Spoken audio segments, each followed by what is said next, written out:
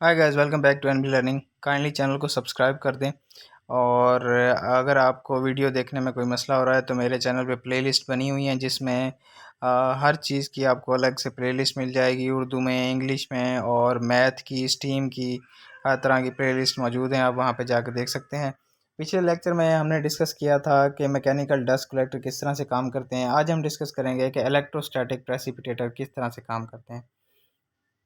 तो electrostatic precipitator basically क्या होता है कि ये बहुत माइनर पार्टिकल्स, जो बारीक पार्टिकल्स होते हैं, उनको रिमूव करने के लिए इस्तेमाल होता है। जो कि हमारा सेंट्रीफ्यूगल सेपरेटर था, या जो हमारा मैकेनिकल सेपरेटर था, वो जो है 5 माइक्रोन से बड़े पार्टिकल्स को रिमूव करने के लिए इस्तेमाल हो रहा था। और ये जो है हमारा, ये 0.1 से 1 माइक्रोन के जो बहुत फाइन पार्टिकल्स होती हैं उनको रिमूव करने के लिए इस्तेमाल होता है। और इसमें बेसिकली जो है वो प्लेट्स लगी होती हैं जिनको जो है वो करंट दिया जाता है, और फिर जो है मज़ीद इनसे जो है काम लिया जाता है। तो चलें आगे देखते हैं मज़ीद इसकी डिटेल क्या है। तो सबसे पहले जो है पर्पस क्या है, इसको हम इन शॉर्ट ईएसपी भी कहते हैं, इलेक्ट्रोस्टैटिक प्रेसिपिटेटर। इनका मकसद ये होता है कि जो हमारी फ्लू गैसेस हैं उनमें जो ऑब्जेक्शनेबल मैटर्स हैं, जैसे डस्ट, फ्लू गैस, CO2 और नॉक्स वगैरह, इनकी मिकदार को कम करना होता है। और उसके अलावा जो है हमारी इरोजन ना हो, कुरेन ना हो, वेयर एंड टेयर कंपोनेंट की, उसको कम से कम करने के लिए इस्तेमाल होता है। उसके अलावा आप इसकी कंस्ट्रक्शन देख सकते हैं। देखें कि ये नंबर ऑफ़ प्लेट्स होती हैं। देखें इसमें आप 4 प्लेट्स आपको नज़र आ रही हैं, और इन प्लेट्स को करंट दिया गया है। इन प्लेट्स को जो करंट दिया जाता है, ये आपने याद रखना है कि इसको डीसी करंट दिया जाता है, डायरेक्ट करंट दिया जाता है, जिसकी रेंज होती है 20 से 80 किलो वोल्ट। यानी कि 20 से 80 किलो वोल्ट का जो डीसी करंट है वो इन प्लेट्स को दिया जाता है, ताकि ये प्लेट जो हैं वो चार्ज हो जाएं। अब इसमें क्या होता है कि जो पॉजिटिव चार्ज प्लेट होती है, यानी कि ऐसी प्लेट जिसके ऊपर चार्ज पॉजिटिव होता है, उसको हम कहते हैं कलेक्टर। इलेक्ट्रोड। और उसको क्या किया जाता है, अर्थ कर दिया जाता है ज़मीन के साथ, ताकि उसका पोटेंशियल जो है वो ज़ीरो रहे। जो दो प्लेटें होती हैं हमारी, फ़र्ज़ करें एक नेगेटिव प्लेट होगी, एक पॉजिटिव प्लेट होगी, इनके दरमियान जो फासला रखा जाता है वो 1 से 18 सेंटीमीटर रखा जाता है। जो डिस्टेंस है वो बहुत इंपॉर्टेंट है। अगर आपका डिस्टेंस जो है वो कम हो जाएगा तो भी आपकी एफिशिएंसी कम हो जाएगी, बल्कि और आपका डेंजर में चला जाएगा। अगर आप डिस्टेंस बहुत कम कर देंगे तो इन दोनों के दरमियान स्पार्क होने के चांसेस बहुत ज़्यादा बढ़ जाएंगे, और अगर आप इनका गैप बढ़ा देंगे तो फिर इनकी एफिशिएंसी जो है वो कम हो जाएगी।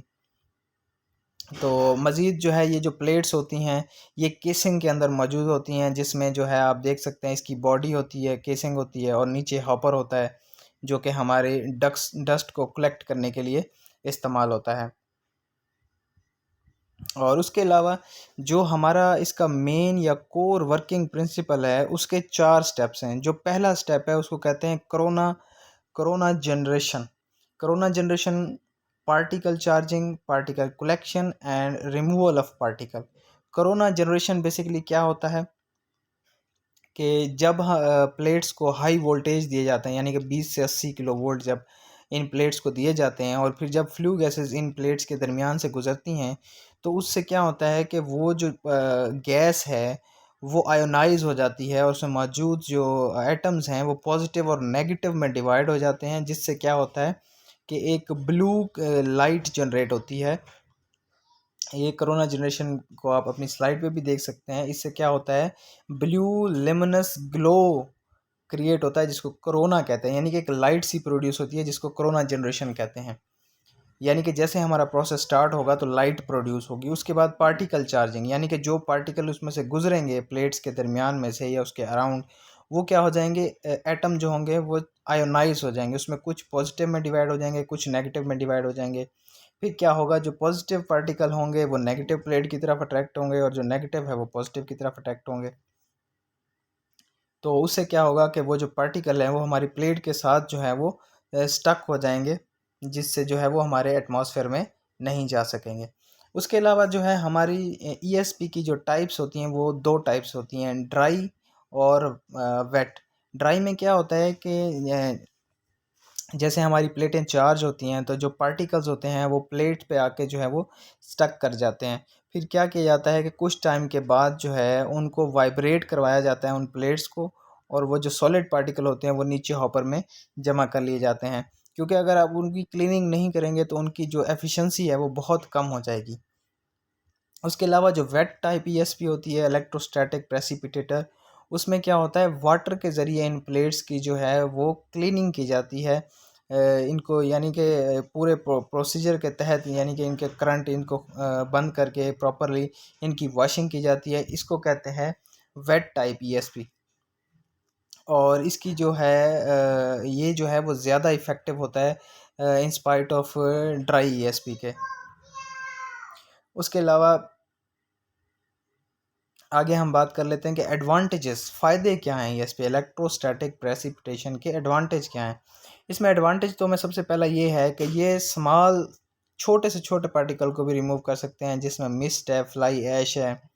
और जबकि ये हमारे जो साइक्लोन सेपरेटर या मैकेनिकल सेपरेटर जिनको हम कहते हैं, वो 5 माइक्रोन से ऊपर के पार्टिकल को जो है रिमूव करते हैं, लेकिन जो हमारे ईएसपी हैं वो 0.01 से 1 माइक्रोन के जो बारीक पार्टिकल होते हैं उनको भी रिमूव करते हैं।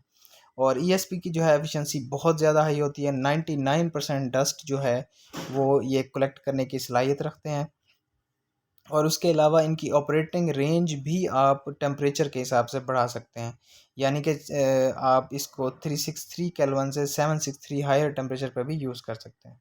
और एडवांटेज क्या है, इसका डिसएडवांटेज ये है कि डीसी करंट जो है वो हाई वोल्टेज में अवेलेबल नहीं होता हमारे पास 20 से 80, यानी कि बैटरी होती है तो उसका 12 या 24 वोल्ट होता है। तो इसमें क्या होता है कि हमें एसी करंट को डीसी में कन्वर्ट करना पड़ता है, फिर प्लेटों को देना पड़ता है, जिससे हमारी कॉस्ट जो है वो बढ़ जाती है। उसके अलावा इनकी मेंटेनेंस कॉस्ट ज़्यादा होती है, और ये कॉम्प्लेक्स सिस्टम होता है जिसकी जो है वो हाई लेवल की प्रोफेंसी चाहिए, प्रोफेशनल लोग यानी कि चाहिए, इनको समझने वाले इस सिस्टम को चाहिए। और उसके अलावा अगर ये थोड़ा सा ये डेंजरस भी होता है, वो इसलिए होता है क्योंकि जब आप हाई वोल्टेज इसको देते हैं और प्लेट्स का अगर आपका जो है वो फासला कम हो जाए तो इसमें स्पार्क के चांसेस बहुत ज़्यादा होते हैं। या जब पार्टिकल बहुत ज़्यादा आ जाएं तो उनकी वजह से भी आपके जो है इसमें स्पार्क के चांसेस बहुत ज़्यादा बढ़ जाते हैं। तो एंड पे इसका कंक्लूजन देख सकते हैं, यही है कि जो हमारे कोल और जो हमारा बगास है, ये हमारे जो फ्यूल हैं, ये बहुत बड़ी क्वांटिटी में हमारी वर्ल्ड में जो है वो मौजूद हैं, लेकिन इनको इस्तेमाल इसलिए नहीं हम करते हैं क्योंकि ये पोल्यूशन क्रिएट करते हैं, हमारे इन्वायरमेंट को ख़राब करते हैं। तो इन कोल्स को और बगास को और जो दूसरे फ्यूल जो जिनको हम यूज़ नहीं कर पा रहे इन्वायरमेंट पोल्यूशन की वजह से, उनको यूज़ करने का यही तरीका है कि उनको जो है उनके जो डस्ट है उनको रिमूव किया जाए। और इस चीज़ को, इस कोल को यूटिलाइज़ करने के लिए हालांकि हमें पता है कि इलेक्ट्रोस्टैटिक प्रेसिपिटेटर और साइक्लोन सेपरेटर वगैरह की कॉस्ट बहुत ज़्यादा होती है, लेकिन ये है कि इससे हम अपने एनवायरनमेंट को भी बचा सकते हैं। और ऐसा कोयला जो कि नहीं यूज़ किया जा रहा है, ऐसा फ्यूल जो कि एनवायरनमेंट की पोल्यूशन की वजह से नहीं यूज़ किया जा रहा, उसको भी हम यूज़ कर सकते हैं। तो ये था कंक्लूजन आज के हमारे टॉपिक का। तो इंशाल्लाह मिलेंगे नेक्स्ट में किसी नए टॉपिक के साथ।